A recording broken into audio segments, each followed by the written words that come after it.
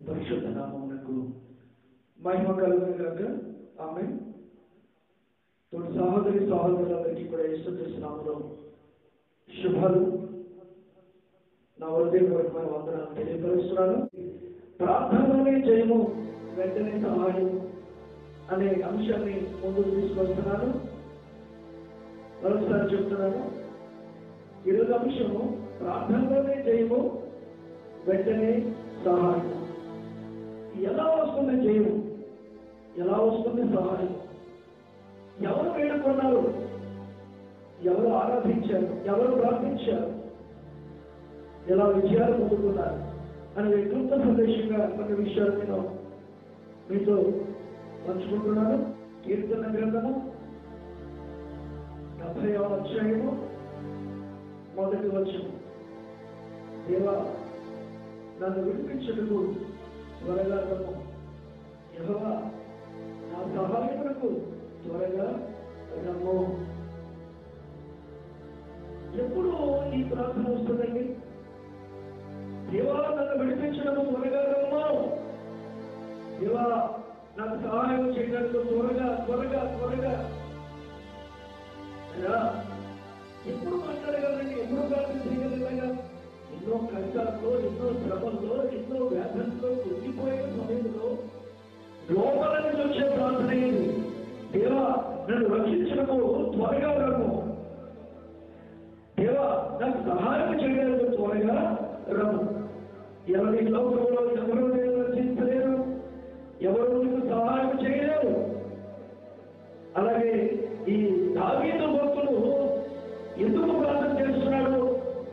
ఆయన శ్రమను కొట్టబడుతూ, నలగొట్టబడుతూ సహాయం ఎవరు అని ఆలోచన చేసి ఆ సహాయం కొరకు ఎదురు చూస్తున్న దావీదు వల్లే మనము కూడా దేవా, రక్షించడానికి త్వరగా రమ్ము, సహాయం చేయడానికి త్వరగా రమ్ము అని ఖచ్చితంగా మనం ప్రార్థన చేయగలిగితే మన సమస్యలన్నిటి నుంచి కూడా విడిపించగల సమర్థుడు దేవునికి స్తోత్రం.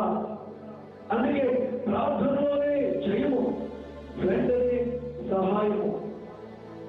ఎలా వస్తుందండి సహాయము అంటే, నీవు దేవుడిని సంప్రదించినప్పుడు, నీవు దేవుడితో మాట్లాడుతున్నప్పుడు, దేవుడిని ప్రార్థిస్తున్నప్పుడు, దేవుడితో నీవు స్నేహితుడిగా దేవుడిని అంగీకరించినప్పుడు, దేవుడితో నీవు ఎప్పుడైతే అడుగులు వేసినప్పుడు ఖచ్చితంగా నీకు సహాయం వెంటనే వస్తుంది.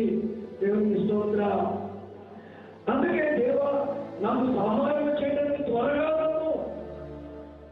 ఎవరు వస్తుందండి ఈ ప్రార్థన? చూడండి, కడుపు కాలినప్పుడు ఎవరికైనా ఆకలి వేస్తుంది. కడుపు నిండడానికి ఆకలి ఉండదు. అలాగే శ్రమలోనూ, కష్టాల్లోనూ, సమస్యలు కూడుకుపోయి దిక్కుతోసిన పరిస్థితుల్లో ఉండి ఆ డాక్టర్లు చేతులెత్తేసి నీ బ్రతుకు మొత్తం పూర్తిగా ఏమవుతుందో తెలియని పరిస్థితుల్లో ఆ ప్రభువుకి ఎలా ప్రార్థన చేస్తా? కన్నీళ్లతో.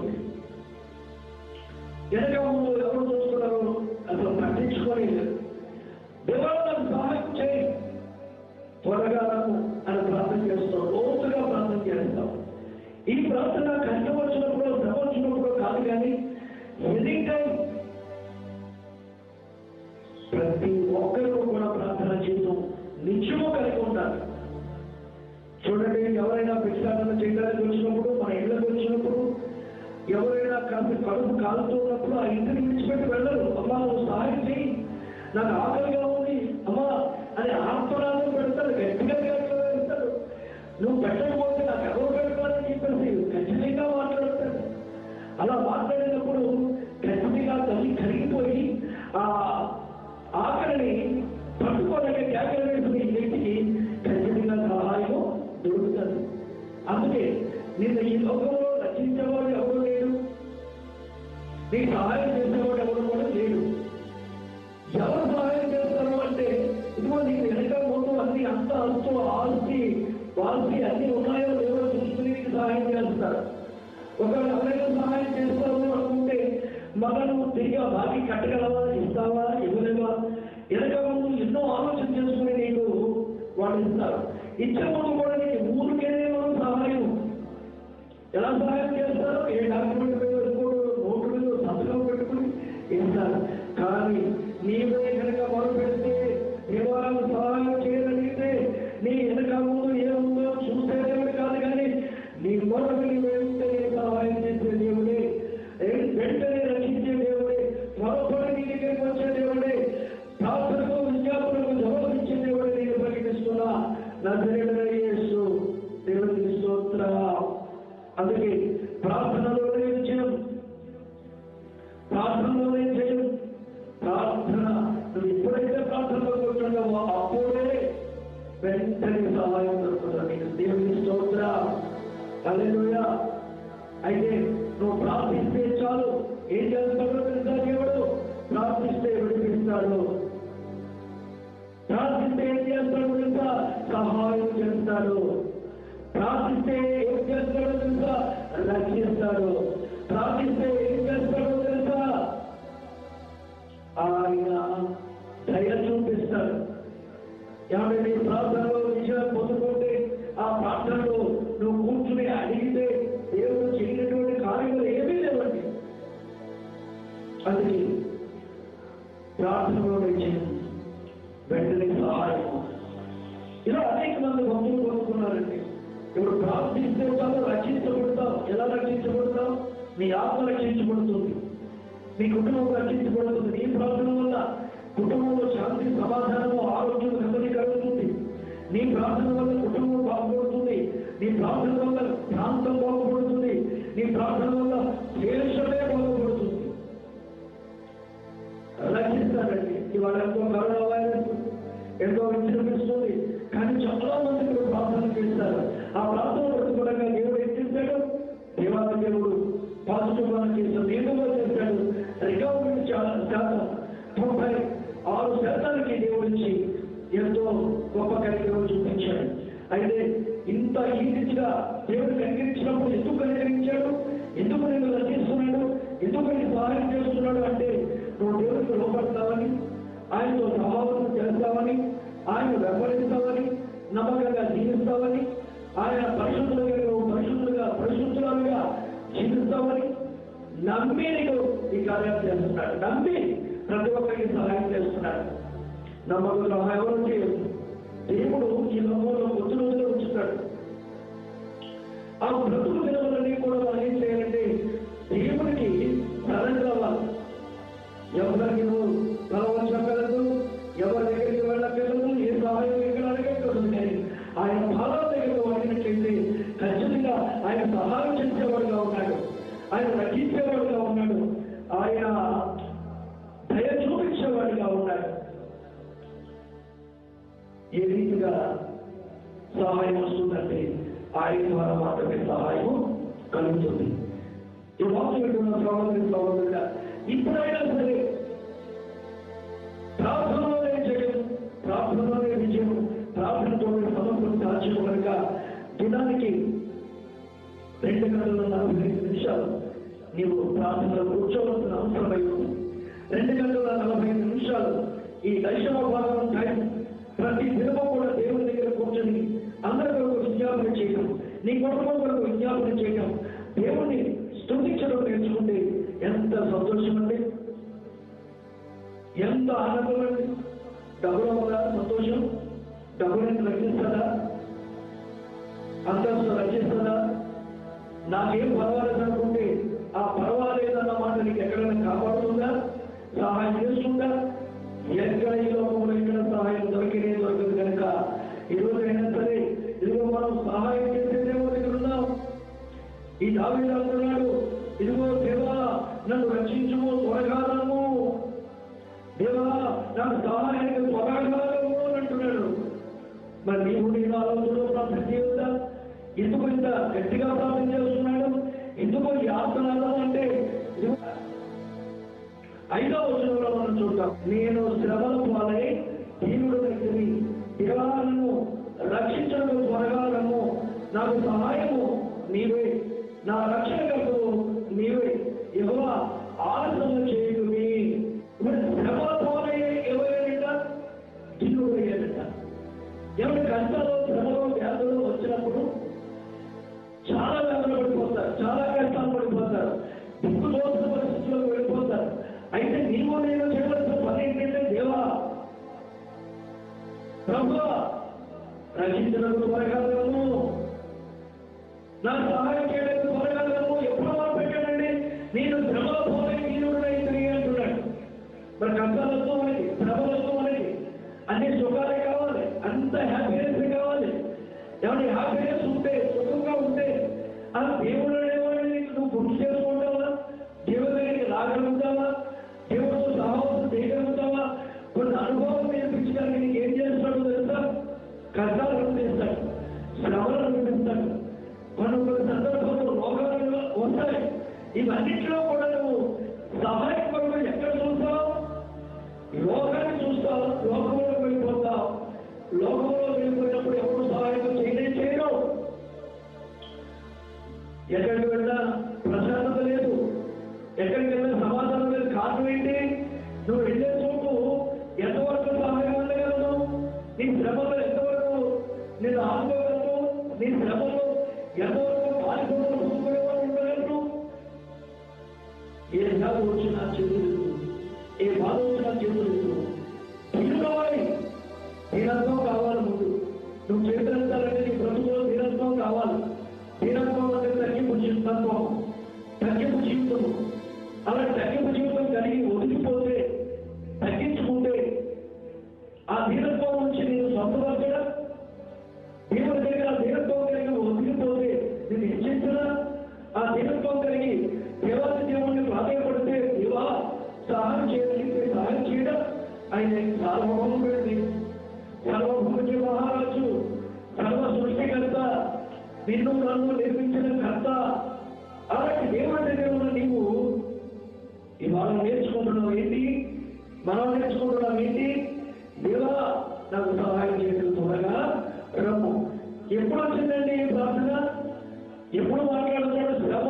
శ్రమలు సంభవించినప్పుడు దీనుడు నేను ఉన్నాను అంటున్నాడు. శ్రమలు కలిగితే దీనత్వం కూడా మనకి రాదండి. రక్షించడానికి త్వరగా, సహాయం చేయడానికి త్వరగా, త్వరగా ఆలస్యం చేయదు. నాకు సహాయం చేయి. శ్రమలో ఉన్నాను కానప్పుడు నేను వెతకడానికి పోయాను. కానీ ఇప్పుడు శ్రమ వచ్చిన తర్వాత, ఇప్పుడు శ్రమల ద్వారా దీనత్వం వచ్చింది. నాకు శ్రమల ద్వారా బ్రతుకు ఏంటో అర్థమైంది. శ్రమల ద్వారా నా జీవితం ఏంటో నాకు అర్థమైంది. ఈ శ్రమల ద్వారా కృంగిన స్థితిలో, ధర్మపడుతున్న పరిస్థితుల్లో, నాకు ఉన్న పొజిషన్లో ఆ శ్రమంలో ఉన్న విలువ ఏంటో అర్థమైంది నాకు. అందుకే దేవా దీనత్వంగా ఉన్నా, తగ్గింపు జీవితం కలిగి నీ పాదాలు పట్టుకుని నేను మాట్లాడుతున్నాను. దేవాలయం సహాయం చేయి. ఏమంటే నువ్వు ఏ కష్టంలో ఉన్నా, ఏ వ్యాధులో ఉన్నా, ఏ సమస్యలో ఉన్నా, అది ఏ వైరస్లో ఉన్నా, ఏ పరిస్థితులు అయినప్పటికీ కూడా, అప్పుడైనప్పటికీ ఏమైనప్పటికీ కూడా దేవుడి పాదాలు పట్టుకొని నువ్వు ఒక్కటే అడుగు. ఏంటో తెలుసా? దేవా నువ్వు తప్పు నాకు ఎవరున్నాను, దేవా నువ్వు తప్పు నాకు సహాయం చేయాలి, దేవా నువ్వు తప్పు రక్షించేవాడు ఎవరున్నారు నాకు అని నువ్వు గట్టిగా మాట్లాడితే, దేవుడిని ప్రార్థించగలిగితే ఆ దీనంతో దేవుడు చూస్తాడు. చూసి ఖచ్చితంగా దేవుడు రక్షిస్తాడు. నువ్వు దీనంతో కలిగి ఉండాలి. ఆ దీనంతో నీకు ఉండాలి. ఆ దీనంతో రావాలి అంటే కొన్ని అనుభవాలుగా నడిపిస్తాడు దేవుడు. కొన్ని అనుభవాలు మీకు నేర్పిస్తాడు దేవుడు. ఆ అనుభవాలు ఎందుకు వచ్చాయి, ఎందుకు నేర్పిస్తున్నాడు ఈ పాఠాలు అని నువ్వు తెలుసుకుని, గ్రహించుకుని నువ్వు లాగుతుందే నువ్వు రెండు చేతులు ఎత్తగలిగితే, దీనంతో కలిగి ఉంటే చాలా అద్భుతమండి. మీ అధీనంతో ఎక్కడ ఉంది? మీరు దిగులుగా ఎక్కడున్నారు? ఎక్కడ చూసినా దీనంతో మనకి లెక్క. ఎవరి ఇష్టానికి వాళ్ళు వెళ్ళిపోయి దేవుడు భయం లేక, దేవుడు ఒకరితో వచ్చినప్పటికీ కూడా, దేవుడు రాకడ సమయాన్ని సిద్ధంగా ఉన్నప్పటికీ కూడా ఏ ఒక్కరు భయం లేకుండా జీవిస్తూ ఉంటే మరి ఎలా ముందు నడవాలో? దీనంతో ఉంటే నీకు అన్ని తెలుస్తాయి. దీనంతో ఉంటే నువ్వు నీతిగా జీవిస్తావు. దీనంతో ఉంటే పరిశుద్ధులుగా జీవిస్తావు. దీనంతో ఉంటే దేవుడికి లోపడతావు, సమాజానికి లోపడతావు, సంఘానికి లోపడతావు. దీనంతో ఉంటే సేవకులకు లోపడతావు. దీనంతో ఉంటే దేవుడి దగ్గర ప్రతి దినము ఒదిగిపోతావు. ఆ దీనత్వం నీకుందా? అందుకే దీనత్వం అనేది చాలా ప్రాముఖ్యం. అందుకే శ్రమల పాలైనప్పుడు ఇప్పుడు దీనుడై నీకు వర్ణిస్తున్నాను అంటున్నాడు. ఎవరి? దావీదే కాదు, అనేక మంది భక్తులు చాలా శ్రమల పాలయ్యారు. ఆ శ్రమల నుంచి గొప్ప ఆశీర్వాదం తీసుకొచ్చాడు. ఆ శ్రమల నుంచి, ఆ పరిస్థితుల నుంచి గొప్ప ఆశీర్వాదం తీసుకొచ్చాడు. నీకు అన్ని సహాయం చేయగల దేవుడు నేను ప్రకటిస్తున్నా నజరేయుడైన యేసు. అందుకే ప్రార్థనలోనే చేయము, వెంటనే సహాయము. మీరు ఇంకా ఇవి ప్రార్థిస్తే ఏం చేస్తాడు? విడిపిస్తాడు. ప్రార్థిస్తే ఏం చేస్తాడు? సహాయం చేస్తాడు. ప్రార్థిస్తే ఏం చేస్తాడు? రక్షిస్తాడు. ప్రార్థిస్తే ఏం చేస్తాడు? దయ చూపిస్తాడు. అందుకే శ్రమ పాలైన వాళ్ళు కూడా ఈరోజు దేవుని దగ్గర సహాయం కోరడం లేదు, దీనంలోకి రావడం లేదు. ఎన్ని ఇబ్బందులు వచ్చినా, ఎంత నలిగిపోతున్నా సహాయం చేసే దేవుడి దగ్గర దేవుడు ఎత్తలేకపోయిన వాళ్ళు చాలా మంది ఉన్నారు. కానీ ఏదైనా చిన్న చిన్న ప్రభావం వచ్చినా ప్రభావం సహాయం చేయి అని దేవుడితో కలిగి దేవుడి దగ్గర ఆ రెండు చేతులు వేసి ప్రార్థించేవాడు ఉన్నారు. అలా ఉన్నప్పుడు అనేకమైన దేవుడు హెచ్చించాడండి. యేసుడు జీవితం చూస్తూ ఉంటే అందరూ ద్వేషించారు, శత్రువుగా భావించారు. ఆ యేసుని గుట్టలో పడవేశాడు. కానీ దేవుడు అతన్ని గుట్టలో ఉన్న వాడిని గొప్ప ప్రధానమంత్రి స్థాయికి తీసుకువెళ్ళాడండి. కానీ యేసుడు ఇలా జరిగింది, ఇలా శ్రమల పాలైపోయింది అని ఆడబడింది. దేవుడి దగ్గర నమ్మకంగా యథార్థంగా ఉంటాడండి. మనం ఇంకొక భక్తులు చూస్తాం. ఇంకా మరణకరమైన రోగం ఉన్నప్పుడు దేవుడు చెప్తే దేవుడు తట్టు రెండు చెవులు ఎక్కాడండి. వ్యాధి వచ్చింది, ఇదిగో నువ్వు ఇల్లు చక్క పెట్టుకో, నీ ప్రభుత్వ దినంలో ముగిసిపోయే రా అని చెప్పినప్పుడు వెంటనే దేవుడి వైపు చేతులు ఎత్తి ప్రార్థించినప్పుడు ఒక మాట చెప్పాడండి. మీ అందరూ ఎలా నడుచుకున్నాను దయతో ఒకసారి జ్ఞాపకం చేసుకోవా అని మాట్లాడినప్పుడు వెంటనే జవాబు వచ్చింది, వెంటనే సహాయం దొరికింది. ఆ ప్రార్థనలోనే దీపం వచ్చింది. అతని బ్రతుకు దినంలో 15 సంవత్సరాల ఆయుష్ దేవుడు ఇచ్చాడు. అందుకే మన ఆయుషం ఏంటి? ప్రార్థనలోనే జయము, వెంటనే సహాయం. ప్రార్థించి చూడు. యోగు ఎన్నో శ్రమలు పొందాడు, ఎన్నో కష్టాలు. భార్య హింసించిన, దూషించిన, ఎన్ని రకాలు మాట్లాడినా ఎక్కడ కూడా పవిత్రత పోగొట్టుకోలేదు. పిల్లలు పోయినా, ఆర్థిక బాధలు పోయినా, శ్రమ పోయినా, చివరు యాభ బాధలతో ఒక చోట కూర్చుని నానా బాధలు పడినా, స్నేహితులే ఆదరించుకుపోయినా తన విశ్వాసాన్ని కోరుకోలేదండి. ఎవరి కళ్ళు చేతులు ఇచ్చాడు? దేవుడు తను మాత్రమే చేతులు ఇచ్చాడు. ప్రార్థన చేశాడు.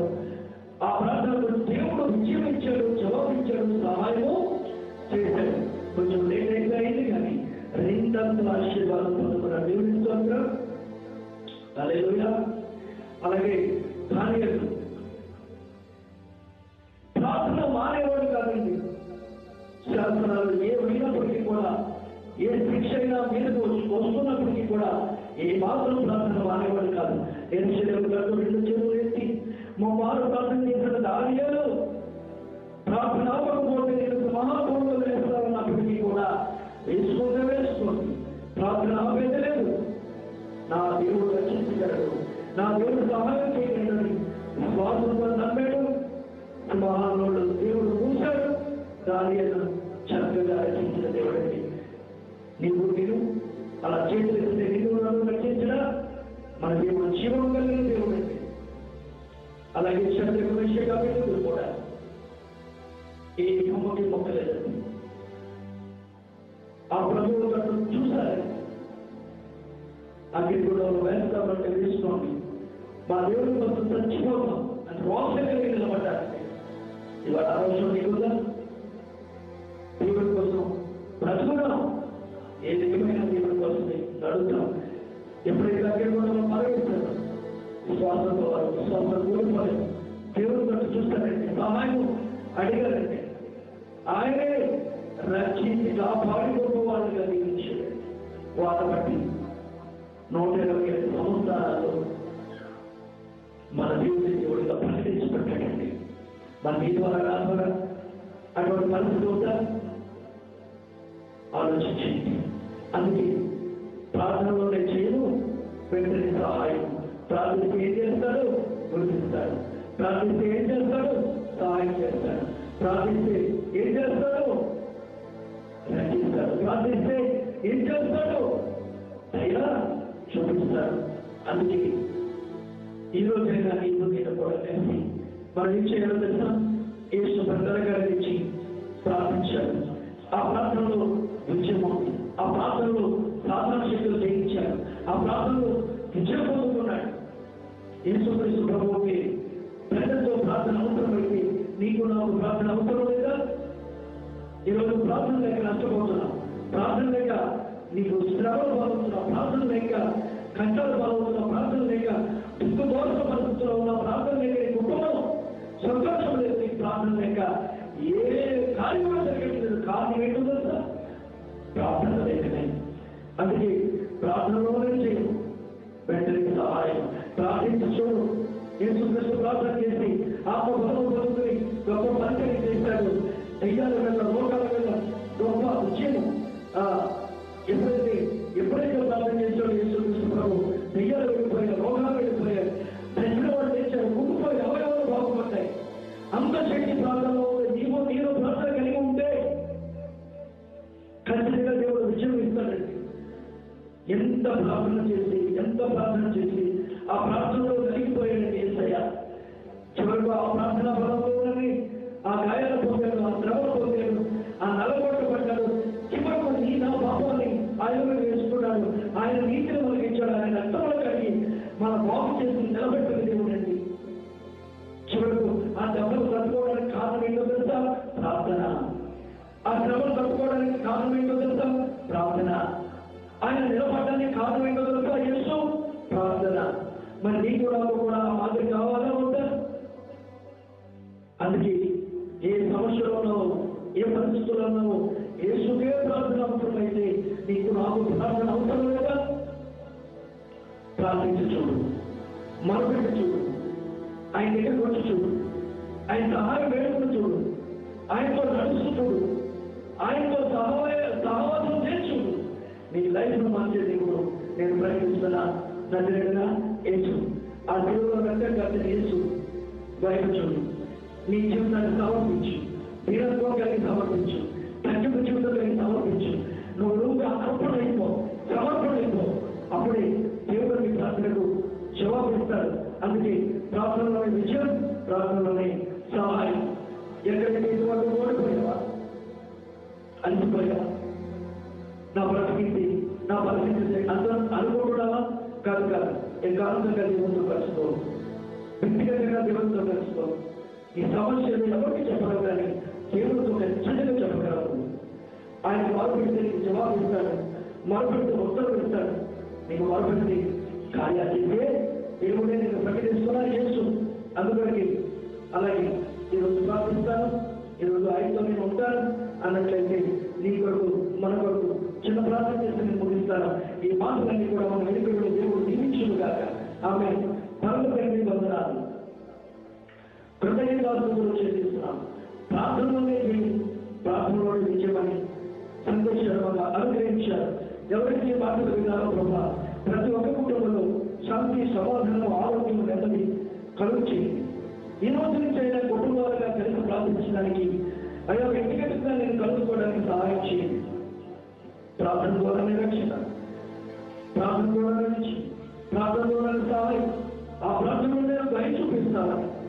ఎలా దయ చూపిస్తావో, దావీదు శ్రమలో ఉండే దేవా రక్షించడానికి త్వరగా సహాయం చేయడానికి త్వరగా దాన్ని ప్రార్థించినట్లుగా ఇదిగో శ్రమల ద్వారా తీరడమే తెలియాలి.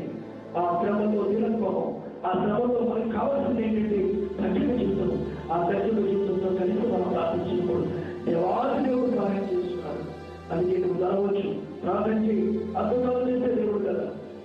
దేవాది ప్రార్థిస్తున్న వీళ్ళందరినీ కూడా దీవించి ఆశీర్వదించి ఈ దినం నుంచి ప్రార్థిస్తున్న ప్రతి విడుదల కలిగి స్థిరత్వంతో, తగ్గింపు జీవితంతో యేసులా జీవించడానికి, యేసు మాలో జీవించడానికి, మా లోపల నుంచి యేసును చూపించడానికి అటువంటి దీనత్వం సమాధానం దయచేసి ప్రార్థిస్తాం. ఎవరికి కూడా వారికి కావచ్చు నీ కుటుంబ ప్రతి ఒక్కరికి అనుగ్రహించు. మహిమాగంగా ప్రభావం చెల్లిస్తూ ఈ దినరాత్రులు వారి కూడా జ్ఞాపకం చేస్తున్నాను. మీరు సమస్తం అప్పగించుకుంటూ ఈ స్నామంలో ప్రార్థించండి. అడిగితో ఈ నామము ఆమేన్ ఆమేన్ ఆమేన్. ఈ శ్రద్ధ ఏ శ్రద్ధ సంపూర్ణ చేయగలగాక. ఆమేన్ ఆమేన్ ఆమేన్. తండ్రి కుమార పరిశుద్ధాత్మ దీవెన ఆశీర్వాదాలు సకల పరిశుద్ధులను వీడియో చూసిన వారికి యేసుక్రీస్తు నామములో ప్రార్థించుకున్న బిడ్డలకు మా కూడా కుటుంబంలో నిర్మాణించిన సమస్యల కాలం తోడై ఉండుగాక. ఆమేన్ ఆమేన్ ఆమేన్. మీ అందరికీ వందనాలు.